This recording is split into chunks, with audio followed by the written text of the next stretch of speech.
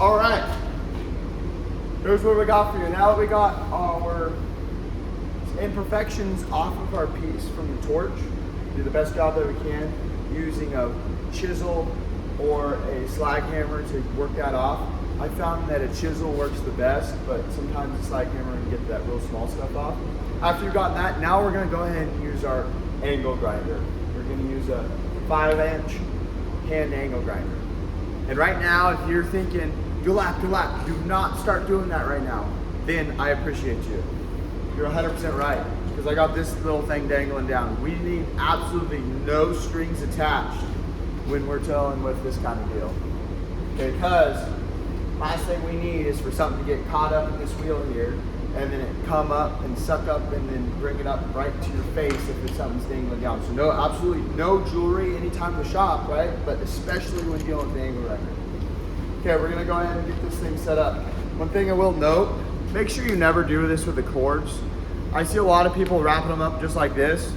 This extension here, when there's a tight bend like that, don't do that. It causes issues. Our cords start breaking and causes a lot of problems. Wrap them loosely. Like that right there, that's much more acceptable. Now there's not nearly as much tension on that part of the cord there. Perfect. Okay, the wheel we're gonna start out with is a stone wheel. Okay, and while I'm talking about that, let's look at a few different tools that we need for when we're dealing with the angle grinder before we jump into it. Okay, so we got our stone wheel already attached. We got our spanner right here. That's gonna be the tool that we use to change out our wheels. This is the wheel we use. This is the stone wheel that we use when we're doing rough work. We're squaring off the edges of our metal. We're taking off big chunks. This here is what we're gonna use to get the rust off of our material. It's gonna be this is a 4-inch wire wheel. And then this is our flap disc. This is for the more metal finishing rather than it is for metal prep. But when you really want a nice bevel on your material and you want a super clean looking weld, feel free to toss that on. But as long as you've already gone through and used that to get the rust off, rust or mill scale off, and this to square up your edges. Then whenever we're dealing with the angle grinder, we always are gonna clamp our material. I got 1, 2, and we're golden. One thing to note, where in the heck do we get these angle grinders here? Good question, okay? We're gonna walk on over here to our tool crib. Our angle grinders are all in here. I'll be real with you, they're not looking super up to par right now. There's definitely some work to be done as far as organization here, and let's talk about a few of those things. So we always need to make sure our angle grinders are placed up, hung up, and rolled properly like I talked about earlier. Our mini grinders, or 5-inch grinders, they can be hung up here. All these grinders down here should be hung up. So we got some work to do with making sure we get those cleaned up properly. And then as far as the wrench spanner goes, those wrench spanners are right here. All right. Now, as far as PPE, we're just gonna wear our regular PPE we wear every single day in the shop. We got our cotton shirt, boots, jeans on, and so we're ready to go. But one thing I highly recommend, as you can see I have in right now, is this pair of earplugs. This is in this supply closet here, and if you do need to come in here, just talk to a TA. They can grab you a pair of earplugs, because not only when you're by yourself grinding is it loud, but when it gets to be a lot of people in here, it really starts to be bad. Okay, those are the tools. Now a few other protectionary items is that the grinder's gonna be throwing sparks and all that good stuff. So we're gonna need our dividers up. So these dividers are right down here to be stored in there at all times. And then we need to have our hood vents on. Because believe it or not, using the grinder actually emits gases from the wheel. And as they break down, they become airborne and then start to cause us problems. It can cause problems similar to welding with our lungs and stuff if we don't have the proper ventilation. So always make sure those are down and on when we're using the angle grinder.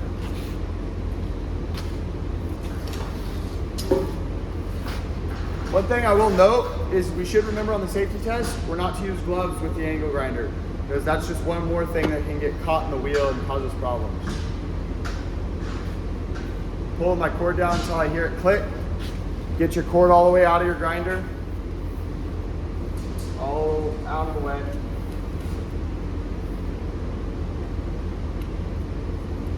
Notice here, not only did I make sure my switch is off when I plug my grinder in, but we gotta put our grinders face up like this. Okay, we're not just setting them down, toss them down. We're setting them down like this, and that does two things. If for some reason we checked it wrong and it was off, or the grinder was on when we plugged it in, then the wheel turns on, it's up here rather than down here. And then if it's down here, it's gonna catch and it's gonna go all around the table. Second thing is that before you start grinding, these wheels can get chips and cracks in them. And this wheel is good, it doesn't have any cracking or chipping, but that can actually cause a wheel to explode. So if we're setting it down on the ground, like on the tables like this, it can cause our wheels damage. So that's why we don't want to be doing that. So we're gonna set our grinders just face up at all times. Okay, I'm ready to go ahead and start grinding. I got my safety glasses on, obviously, and I'm gonna be conscious about where my sparks are going. On switch is right here. One thing I will note, especially if you're new to this switch will stay on once I let go. So never be prepared for that to happen. And if that does happen, let's look at that. The grinder's on, it's on. I don't know if you're touching the switch. You have to physically push that down in order to stop it. And don't set your grinder down until it's came to a complete stop. Complete stop, but it's set down, you're good. Before we touch our work, we need to make sure, obviously, we got a guard on. Another thing too, look which direction the wheel's spinning. Right? It's going clockwise. Okay, so why is that important? It's because we always need to make sure that this side of the wheel is touching our material. If we had it be on the other side, then what ends up happening to us is it catches and it comes into us. And that causes a big problem, especially with a wire wheel. So we're gonna rotate that guard, make sure the right side of the blade or right side of the grinding wheel is exposed. So if it does catch, it's pulling away from us. Okay? Always have the grinder pulling away from us. Okay. Now we know which side to keep it. The last thing I need you to know is the angle. This is the angle that we should have. It's about a 15-degree angle off. This is 0, it's about a 15. That allows our wheels to be worn down evenly. It does appear, after running it on here, we might need to change this wheel out. 1 second.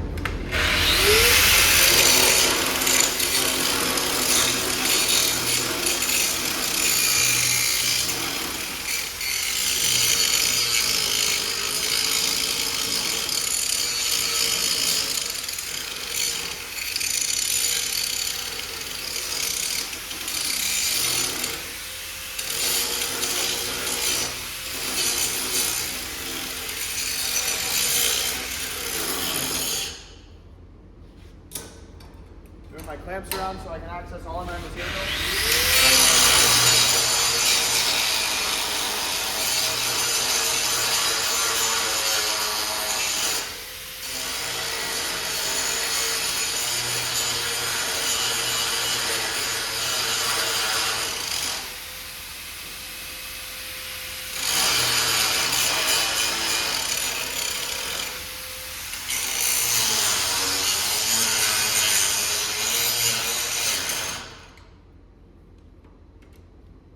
Okay, now that I got the top of it ground down flat, I'm gonna go ahead, be careful, your material can be a little bit hot, but I'm gonna go ahead and expose the edge of it.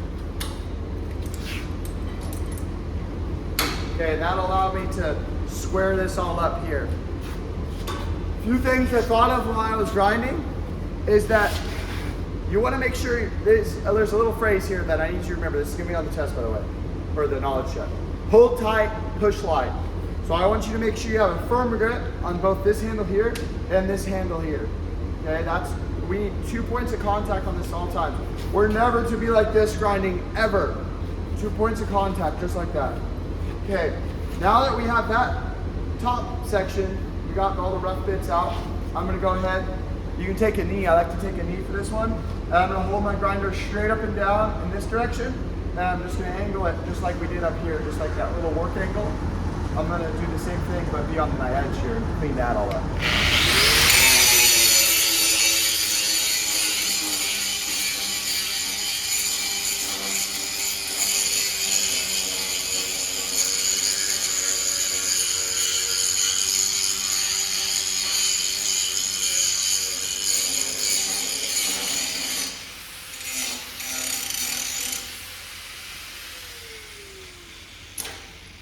Notice I'm being very cautious of where my sparks are going. I start shooting them up. I didn't like that.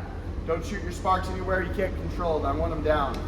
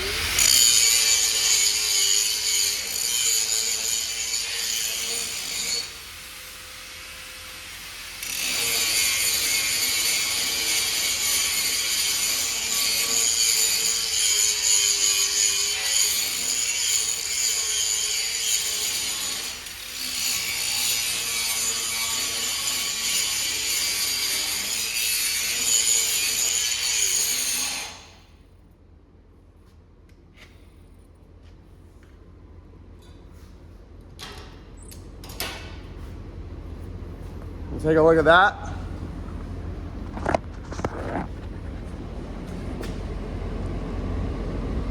This is what we want over here, more so just like this.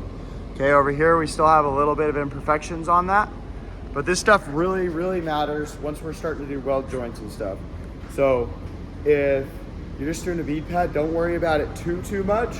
But once you start doing a joint, we gotta get the whole edge completely square so that our welds can come out cleaner.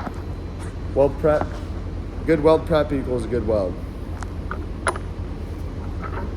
Okay, so you guys will go ahead and flip this over and then do the same thing to the other side, square it all off. But when I say square off, it means that your edge of your material isn't rounded, it's not 45, not any sort of bows in it. It's square, straight up and down, just like that.